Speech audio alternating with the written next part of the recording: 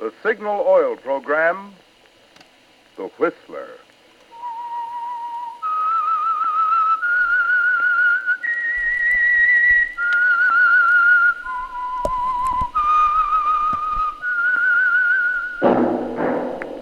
That whistle is your signal for the Signal Oil Program, The Whistler.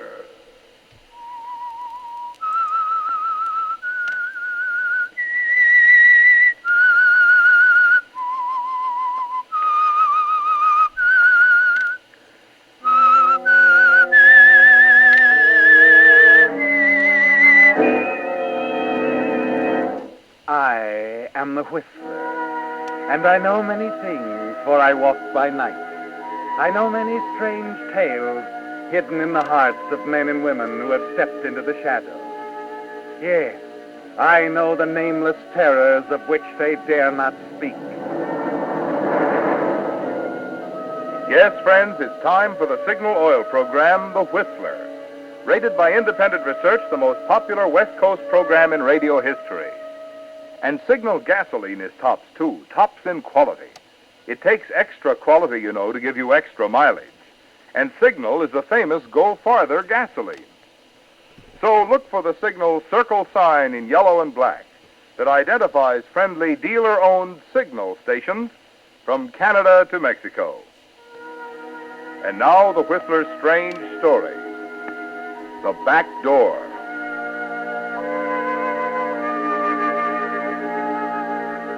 It had been a sensational trial, also a very strange one. If the men in the press room agreed on nothing else, they were unanimous in the opinion that the case of the people versus Edward Crane was the most amazing courtroom drama Hartley County had ever seen. The mere fact that now, after 51 days in court, after 16 hours of waiting for the jury to bring in the verdict, these men in the press room were still fascinated, still discussing the pros and cons. That was testimony enough. Okay, but I tell you what, I got a feeling. Yeah, what? Edward Crane's going to lose this case. Well, make yourself some dough. You're betting 8-5 he gets himself acquitted. I know my hunch sounds crazy, but the whole thing was crazy from the first. Edward Crane, the biggest criminal lawyer in the business, hooked on a murder charge. And on top of that, acting as his own defense. Yeah, that part don't make sense, does it? Nah, it never did. No, but that doesn't mean they'll convict him. Plenty of guys who walk in the street today only because Crane pulled a rabbit out of the hat at the right time. There weren't any rabbits in this one, Ward. Funny, but it almost looked as if the guy weren't trying. As if he wanted to be convicted.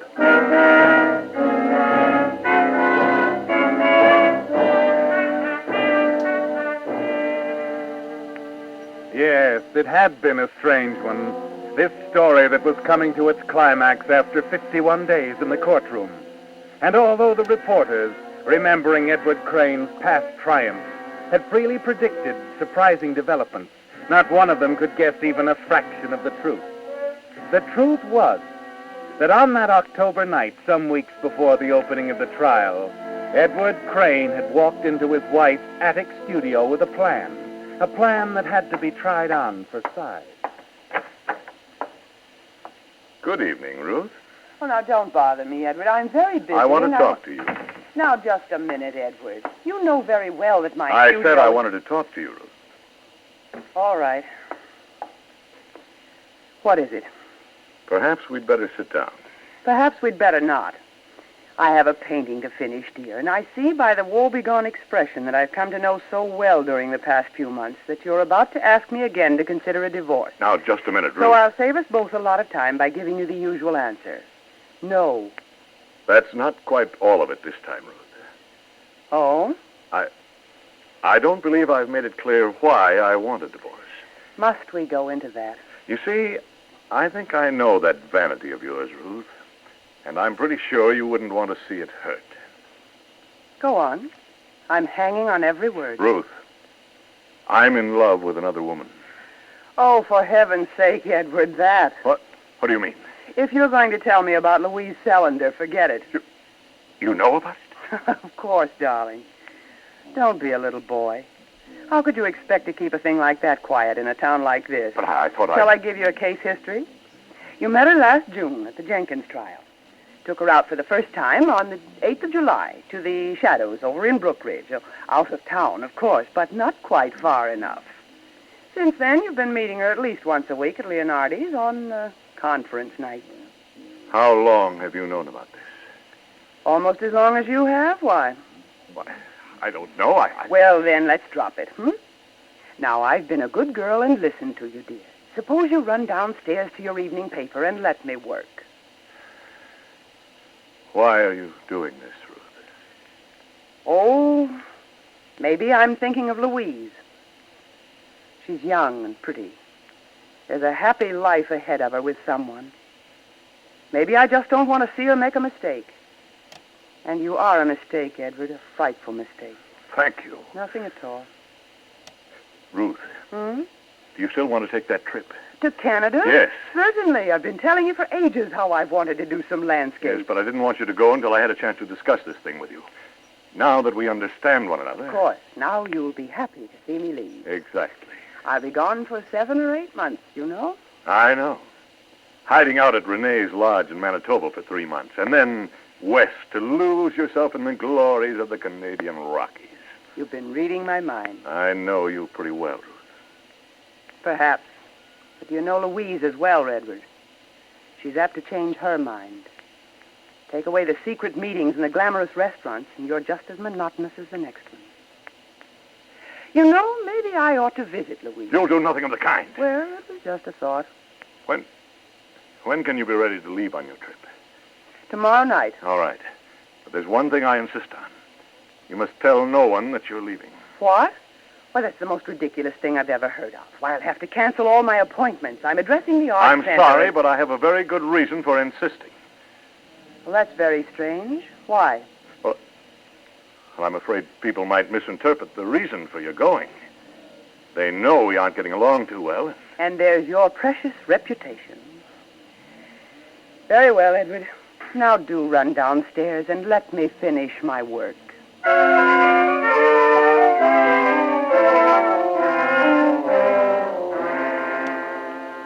Yes, Edward, you tried the plan for size, and it fits. And somehow you're relieved. Your experience as a trial lawyer has made you a master at talking of one thing and thinking of another. And at the moment you were proposing Ruth's trip to Canada, your mind was on something else. Somewhere in the huge, imposing edifice known as criminal law, big and terrifying from the front, but with back doors here and there open to escape. One back door, one loophole in particular, that will allow you to murder your wife and go free. On the night after Ruth leaves for Canada, you decide it's time to call Louise to set her mind at rest. I can't help it, Edward. I love you so. We simply have to be patient, dear. It isn't easy. You know that. Of course. But I'm going to take care of it, Louise. There's a way out? Just trust me, that's all. No matter what happens. Oh, I do trust you. But I don't understand, Edward. I Now, thought... please, don't worry anymore, Louise. Just leave everything to me.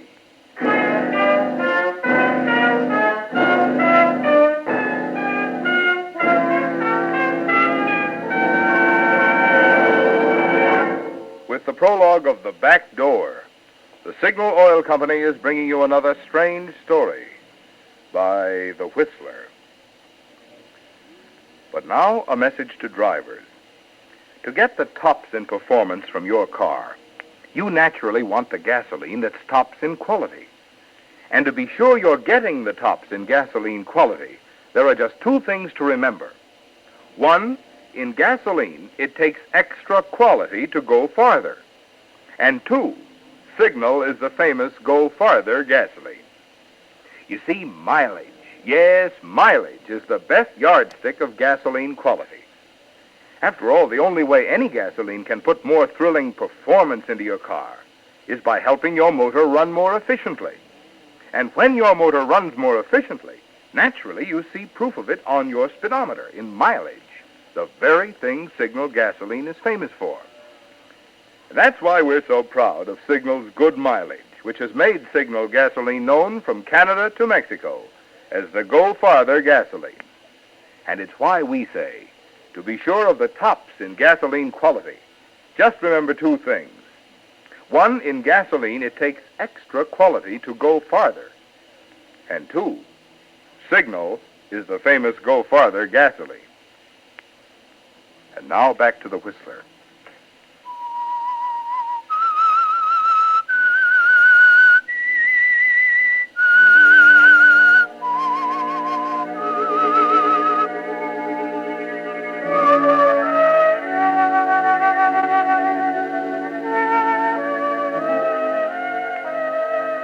So you've made up your mind, Edward, and murder is the only answer. A new kind of murder, of course. An ingenious, audacious variety that can't fail, because it assumes at the outset that there'll be an arrest, a trial, that the law will run its course. Yes, Edward. You know that when the time comes, that back door will be open behind you. That secret back door to freedom and a new life with the woman you love. You begin the next morning with a call to the neighborhood plumber, a curious, gossipy little man named Potter. You purposely seem nervous now, a little wild-eyed as you go to the front door a few minutes later to admit him. Oh, yes, Mr. Potter. Right this way, please. You say you smell gas, huh? Just noticed it this morning. Where we going? Well, the kitchen. No. Better take a look at the basement first. The basement? Well, sure. Why not?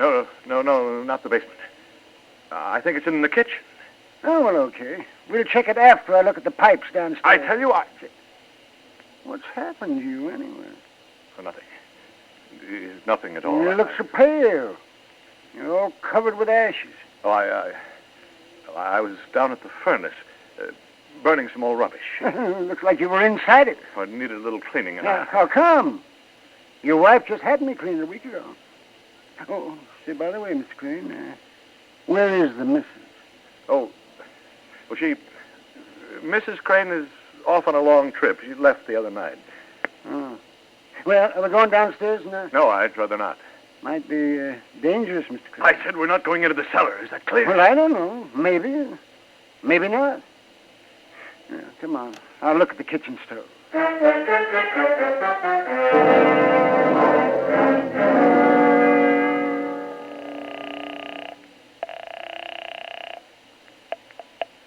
Hello? Louise? Oh, Edward. I'm sorry I didn't see you yesterday, darling. I'd like to make it up to you tonight. Well, really, Edward, do you think we should, the way things are? People are starting to talk. Oh, I'd give anything if we could be together forever, darling, but now I don't want to embarrass you. Oh, that's just the point. Let them talk. I'm tired of dodging the issue, meeting you in back alleys and out-of-town restaurants. It's high time we brought it out in the open. But, darling... I mean it. We're not going to Brookridge tonight, Louise. We're having dinner right downtown at Pierre's. I'll pick you up at 7. Now, listen, darling. Now, that's all there is to it now, Louise. I insist. All right, Edward. 7 o'clock.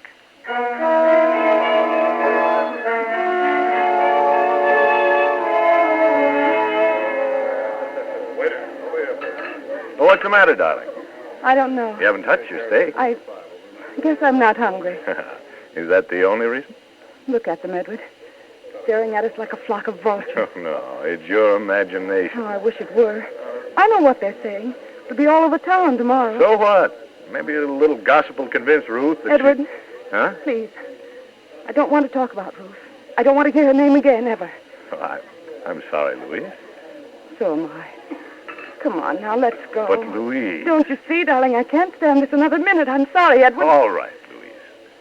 Let's go.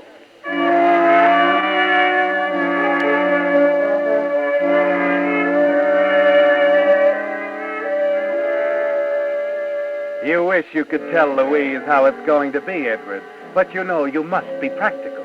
There's only one time for that, after it's over. After the hue and the cry and the drama of the trial and the retreat through the back door. So you take her arm now as the two of you leave the restaurant. Note with satisfaction the smug faces, the staring eyes, the heads together over tables in the far corners of the room. You don't have to hear to know what they're saying. It's moving now, Edward. A last glance at Henry, the bartender, tells you that even he's part of it, too. Yeah, that's him now. Sam Potter says Crane there has a case of jitters that make New Year's morning look like a sarsaparilla hangover. Oh?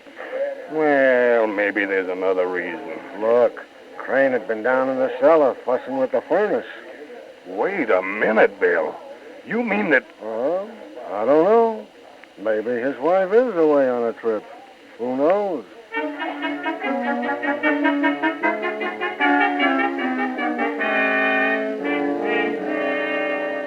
Did you see them, Richard, sneaking out? They know they've attracted attention. Oh, forget it, Myra. I've seen Crane around the city hall. He seems to be all right. He's all right, seems to be running around with another woman. And where's his wife? How do you know that he Oh, hasn't... stop dreaming, Myra, and eat your soup.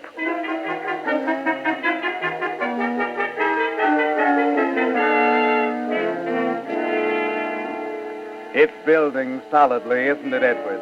With each passing day, you can almost feel the wall of criticism and suspicion rising around you, closing in.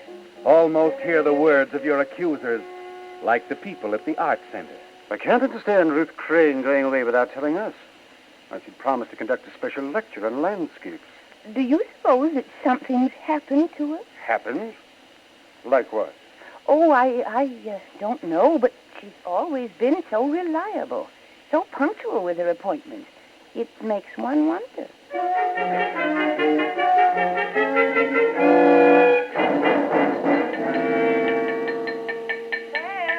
Any noise bothering you, Miss Harris? Oh, no. I always expect that when I call the plumber. Sam, I came down to ask you about Mrs. Crane. Oh? I've been making a dress for her, and she was coming in for the second sitting, and I haven't heard a word. I don't figure she'll ever be in, Mrs. Harris. What? A couple of weeks ago, I was over at the Crane place. Talked to Mr. Crane. She wasn't home? Well, I didn't talk to her. Let's put it that way. I don't understand you, Sam. I had to have a look at the furnace during the call. Mr. Crane acted awful peculiar about it. For what reason? Well, when I tell you, you'll probably say I ought to stick to my plumbing, Mrs. Harris. But I think Mrs. Crane is in that house right now. You do? Only she's dead. She's buried in the cellar someplace. Sam, you really believe that? I certainly do. Well, then there should be an investigation, a police investigation. Sam, I'm going to see about it right away.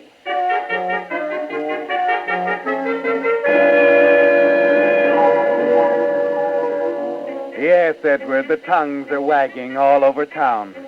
But you're far from the usual frightened suspect as you learn about it. Watch the snowball begin to roll. It's exactly as you figured it, isn't it, Edward? First, the mutterings ripening into suspicion. The 2 thriving weeks of suspicion finally materializing into something more concrete.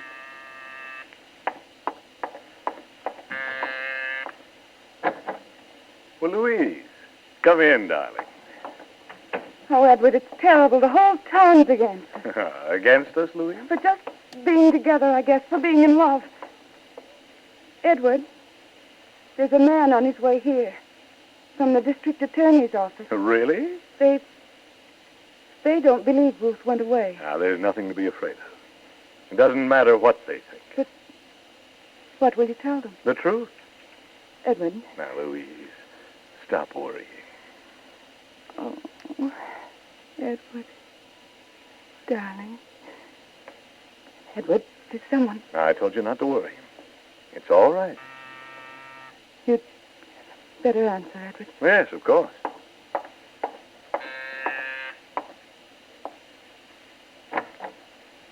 Oh, hello, Bennett. Mr. Crane, this is an official call. I was sent over to have a look around.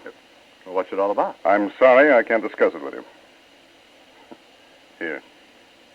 Your handkerchief. Yeah, you better use it. The lady's lipstick is all over your face. Now, see here, Bennett. You can't come busting in here. Skip it. I've got a warrant. I'd like to have a look in your cellar. What are you talking about? There's no... I'll decide that, Crane. Come on, let's go down there.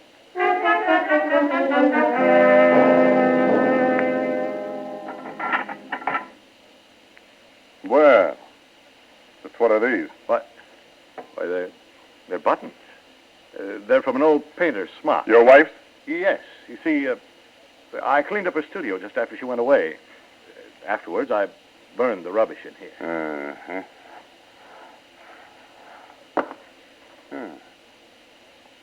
What about this, Crane? Is this some rubbish, too? What? Well, yes. That's a piece of bone. And where did it come from? Well, Mrs. Crane is of the realist school. She used it in the painting of still life. You can show us that painting? I know she didn't like it when she finished. I'm afraid it's been destroyed. I see. This is going to be a little difficult, Mr. Crane. You probably know the talk that's been going on around town. Well, I'm afraid we can't ignore it any longer. What kind of talk? People around here seem pretty convinced you murdered your wife. Why, that... And a report from a man I've had checking on you for the past week makes me think they're right. I'm going to have to place you both under arrest. Both? You and Louise Sullender.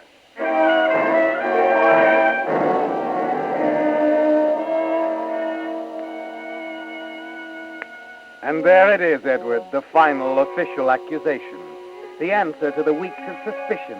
The gossip and the weeks that follow move even more swiftly. From the indictment by the grand jury to the return of a true bill. The clamor for a quick trial, and the one startling announcement you make. The statement that stuns your colleagues. Brings one of them hurrying to your side. 5 minutes. Thanks.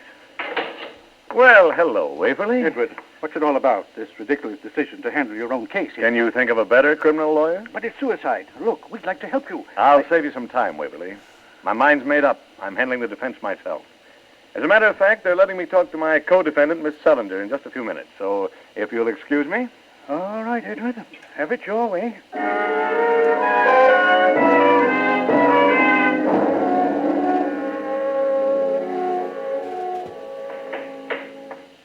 Edward, darling. Louise. Edward, it's all so horrible. They're saying I was the reason you... What does that matter? I didn't kill Ruth. You believe that, don't you? Of course. Well, Louise, you're not certain, are you? Darling, all I know is that I love you terribly. It's going to be all right. Remember that. No matter what happens, it's going to be all right.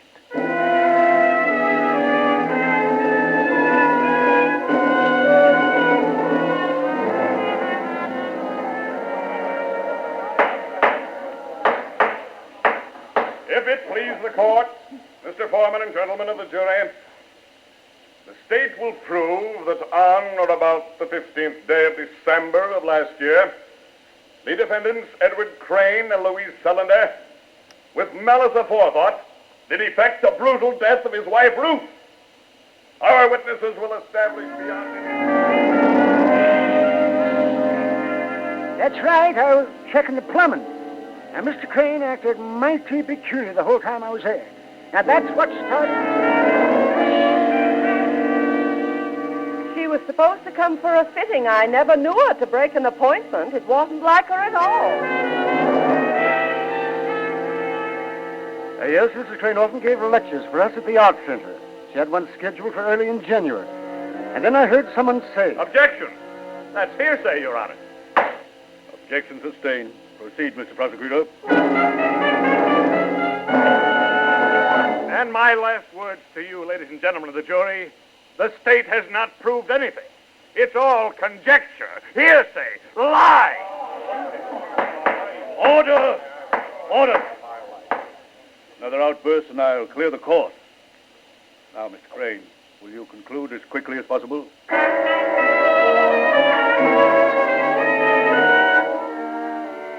So you conclude, Edward, without pulling the rabbit out of the hat, carefully evading the one vulnerable point in the prosecution's case, the assumption that the bone fragments found in the furnace were all that remained of your wife, Ruth. Yes, Edward, their whole case rests on that assumption, and that's the way you want it.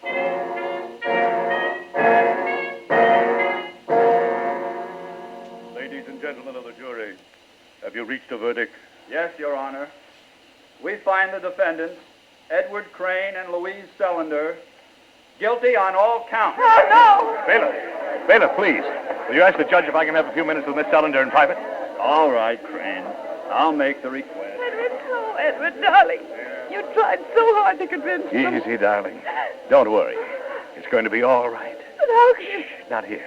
I've asked for a few minutes together. I'll tell you in the judge's chambers. But they can't go through with it, Louise. You'll see. They can't go through with it.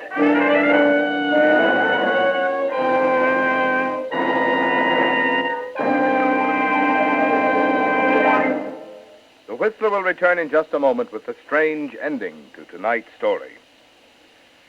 Meantime, in the interest of public service, Signal Oil Company has asked me to bring you the words of the President of the United States on a subject of importance to every able-bodied man between the ages of 17 and 35.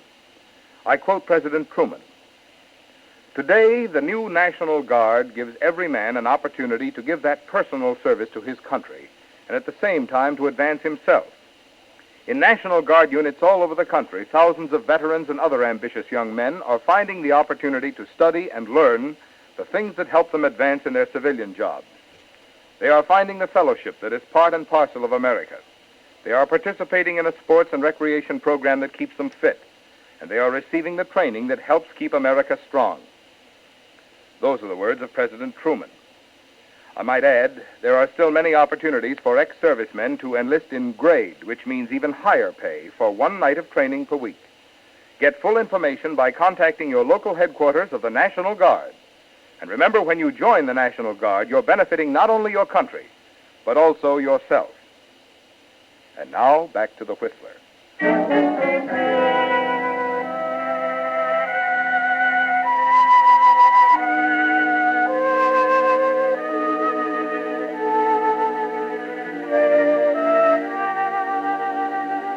Yes, Edward, you've reached it at last. The back door.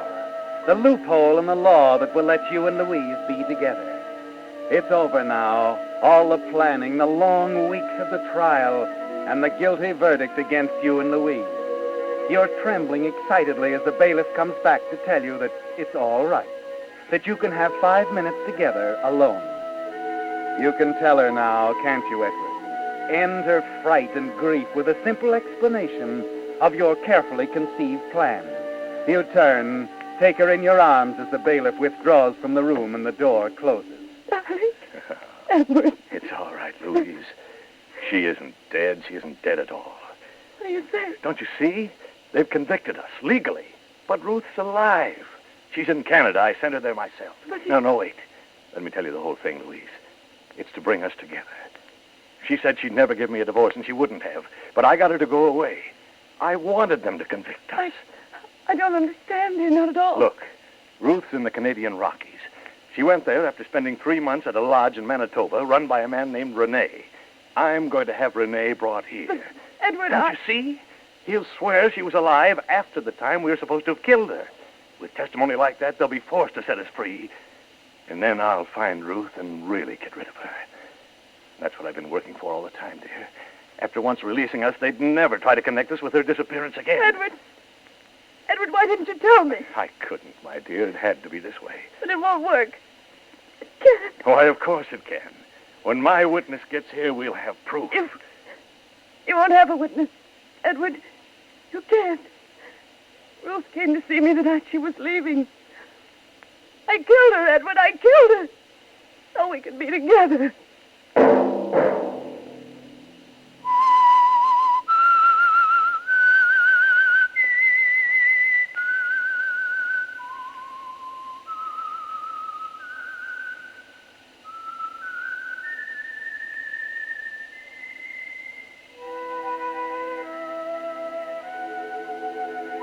Let that whistle be your signal for the Signal Oil program, The Whistler, each Wednesday night at this same time. Brought to you by Signal Oil Company, marketers of Signal gasoline and motor oil and fine quality automotive accessories. Signal has asked me to remind you, to get the most driving pleasure, drive at sensible speed, be courteous, and obey traffic regulations. It may save a life, possibly your own.